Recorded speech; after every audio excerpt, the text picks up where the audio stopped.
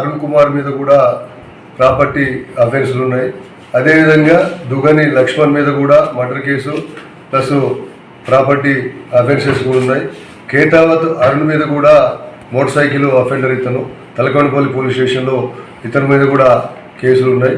అదేవిధంగా దాసరి సురేందర్ మీద మొత్తం టోటల్ వివిధ పోలీస్ స్టేషన్లో 3 కమిషనరేట్లలో కూడా 39 కేసులు ఇతని మీద రిజిస్టర్ అయ్యి ఉన్నాయి.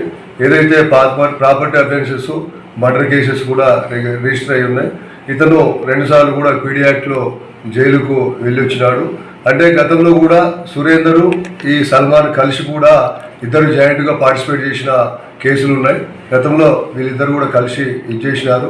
అంటే ఒక రకంగా అతను ఏదైతే సల్మాన్ ఉన్నాడో తన చెల్లిని పెళ్లి చేసుకొని చంపడమే కాకుండా తనకు కజిన్ సిస్టర్ అయినటువంటి స్వర్ణలతతో కూడా మళ్ళీ క్లోజ్గా కలిసి ఉంటున్నాడనే ఒక కక్షతోటి అతను బయట ఫ్రెండ్స్ తోటి అనడం వల్ల సురేందర్ ఇన్సెక్యూరిటీ ఫీలింగ్ తోటి, అంటే అతను బతికుంటే తన ప్రాణానికి ముప్పు ఉంది అనే ఉద్దేశంతో అతను ముందే ప్లాన్ చేసి ఇతను చంపినట్టయితే నాకు తిరుగుండదు, నాకు జీవితానికి నష్టం ఉండదని భావించి వీళ్ళైతే ఎవరైతే అతని స్నేహితులు ఉన్నారో వీళ్ళందరితో అందరూ కలిసి ప్లాన్ చేసి అతను స్వర్ణల ద్వారా పిలిపించి ఈ బ్రూటల్గా చంపడం జరిగింది.